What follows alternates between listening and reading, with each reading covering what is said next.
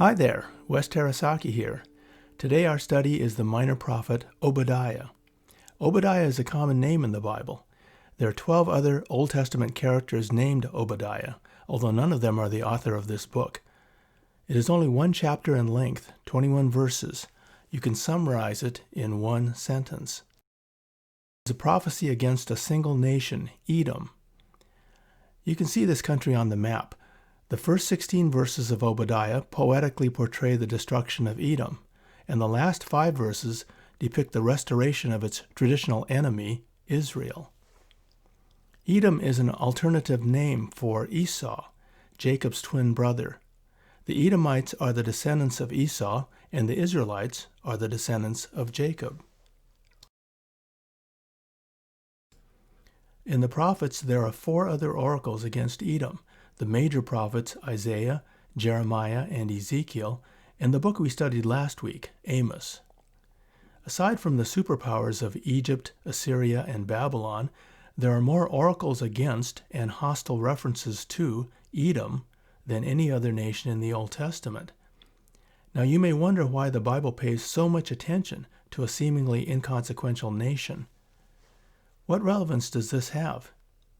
The answer lies in the book's background, because in Obadiah, context is everything. There has frequently been strife and hostility between the Edomites and the Israelites throughout their long history. The story goes all the way back to Abraham's son, Isaac, and his wife Rebekah in the book of Genesis. They conceived twins, and even while still in the womb, the 2 sons, Esau and Jacob, struggled against each other. As they grew up, Jacob deceitfully cheated Esau out of his birthright or inheritance. Eventually they reconciled and went their separate ways, but there has been animosity between their descendants ever since. Now let's fast forward to the Exodus. When the Israelites escaped from Egypt, their goal was to reach the Promised Land, known as Canaan at that time. The major north-south thoroughfare east of the Dead Sea was called the King's Highway. This road would take them to the plains of Moab, and from there they could cross the Jordan River into the land God had promised them. But the route ran through Edom, and the Edomites refused to let the Israelites pass. They even sent out their army to block them, forcing the Israelites to seek another route. This was a disgraceful display of antagonism between the 2 blood-related nations. Later, once the nation of Israel was settled in the land of Canaan, Edom fought battles against King Saul, King David, and King Solomon, as well as the southern kingdom of Judah. For a while, the Edomites were ruled by the Judeans, but they successfully revolted, regaining their independence in the 9th century BC. Finally, things looked very stable for the Edomites. Their nation was located at high elevation in a rugged mountainous region southeast of the Dead Sea. Obadiah likens its lofty position poetically to an eagle's nest among the stars. It is epitomized by its capital city, Selah, a natural rock fortress, which in Greek is Petra, or rock. If you've seen the movie Indiana Jones and the Last Crusade, you may recognize the city of Petra, located in the same vicinity in modern-day Jordan. Spectacular buildings are carved in solid rock faces of red sandstone. Rock is an apt description of Edom. Its impregnable cliffs and mountain passes afforded natural protection against enemies and gave the nation control over the limited trade routes through the area. The country became rich through trade, copper mining, grape production, and military aggression. All this led to a proud sense of invincibility and arrogance among its people. Centuries later, this arrogance is seen when Jerusalem and the southern kingdom of Judah are finally conquered by Babylon in 586 BC. Though they did not join in battle, the Edomites stood by and rejoiced at the suffering of the Israelites and the destruction of Jerusalem. They gloated and even helped out the Babylonians. They profited by seizing Judean land, looted Jerusalem, and went so far as to deliver Israelite fugitives to their captors. But then there's Obadiah, God's prophet, predicting the fall of Edom and the restoration of Israel. It defies all logic that these things would happen. Does his prophecy actually come true? And when? As it turns out, only a few decades later, Edom is also invaded by, guess who? The Babylonians. Even former allies turn against Edom.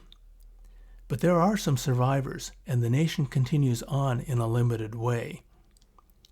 Then in the 5th century, their land is taken over by Arabs called Nabateans. Some of the Edomites end up being absorbed into the Nabatean culture. Others are forced to migrate westward into southern Judea. Their name changes from Edom to the Greek Idumea. During the intertestamental period, that is the period between the Old and New Testaments, the Idumeans are subjugated by the Jews and absorbed into Jewish culture. The males were circumcised, and the people lost their autonomy and distinct ethnic identity.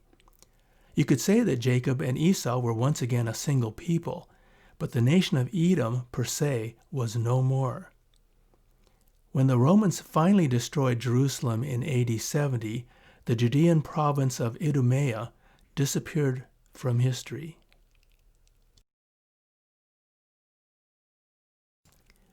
The day of the Lord is near for all nations. As you have done, it will be done to you. Your deeds will return upon your own head.